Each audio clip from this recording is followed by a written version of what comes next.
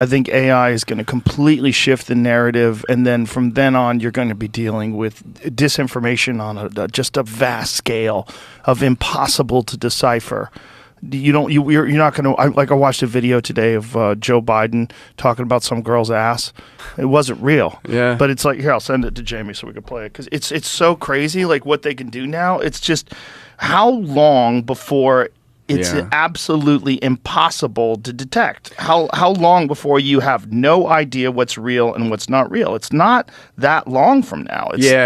And they'll be able to, the people that own these enormous tech companies will be in cahoots with government like they are now, that, you know, they censor narratives, they demonetize people that talk about COVID in the wrong way or even at all.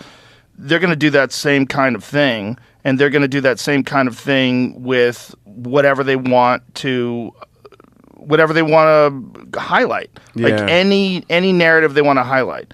And you like, as a consumer, as a person on the outside that's just watching things, it's going to be so confusing. And there's going to be narratives that, like, if you're an inclusive person that believes in equity and fairness for all, you'll believe this narrative. And then if you're a person who believes in liberty and the First Amendment and the Second Amendment and to protect our borders, you're going to believe that narrative. And then they're going to feed it with fake news and fake video and fake voices. Here, I'll play this, Jamie.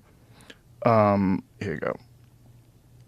When you see these things, and they're crude now, like, you know it's fake because you know the actual recordings of Joe Biden talking, but how long before it's a video that's completely indiscernible? You're not going to be able to know if it's fake or real. You can have him doing things that he's never done before. Fucking booty I've ever seen.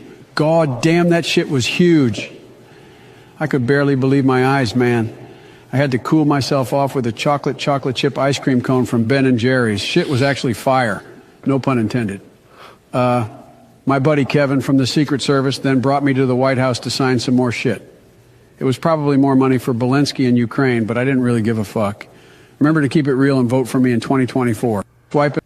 Yeah. How wild is that? Yeah, as has been commented, I wish he was this competent. The most alarming thing is that that's a really cohesive sentence from Joe Biden. He's got a bit sexist, but his faculties are in order. It's bizarre how far he's deteriorated. And when I was talking about it during the election, and people were like, I was actually talking about it with Eric Weinstein, and he was like, I can't vote for Biden. And he goes, I can't vote for Trump. And I go, I would vote for Trump before I'd vote for Biden. Just because I think with Biden, like, he's gone. Like, he's gone. You're going to be relying on his cabinet. And I knew his cabinet would be this fucking sideshow of diversity, and which is exactly what it is. I mean, that one person who stole all the women's clothes, that Sam Brinton, we highlighted on the podcast yesterday, like, that's a diversity hire. You just said, oh, look at this. A man who dresses like a woman and has a beard and a mustache, but also wears lipstick. This is perfect for us. I don't give a fuck what this guy's good at or bad at. I don't give a fuck what their credentials are. This makes us look like we're inclusive. This makes us look like we're on the right side. So let's hire this person. And you can't have those kind of people running a Ben & Jerry's. You certainly can't have those kind of people running the fucking most powerful government the world's ever known. It's nuts. It's nonsense. What they've been able to do is introduce contentious issues to the forefront of the culture that prevent the kind of alliances that are necessary taking place.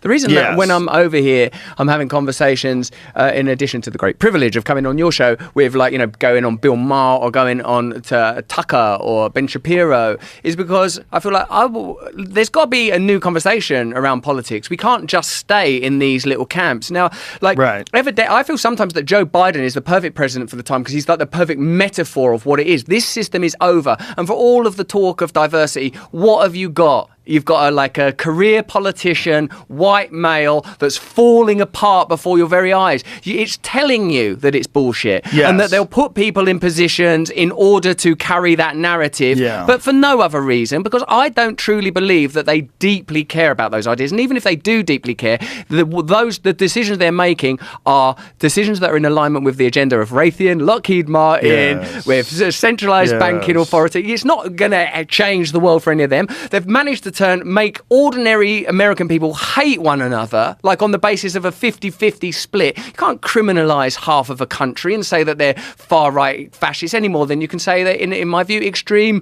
leftists. These kind of issues oughtn't be what's determining how a country is run. And when they are the issues that determine how a country is run, the powerful run amok. The elites are able to pursue their agenda just fine. Yeah, because they've got us in these ideological camps, and they've got people infighting and ignoring real problems. Yes. And it's such a transparent hustle.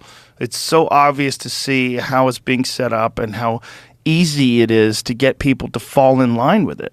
That's one of the most disturbing things that happened during COVID, is how easy people rolled over. I was like, this is wild. I expected more pushback. I expected more people to ask about the data, and particularly when they started saying they were going to vaccinate children.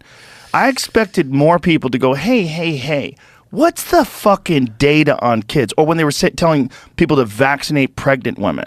I was like, what data do you have on pregnant women? Because pregnant women, if you like normal medication, when a pregnant woman is taking normal medication, they have to be very careful, because stuff that you can take when you're not pregnant with very little concern all of a sudden becomes a real issue if you have a developing fetus in your body.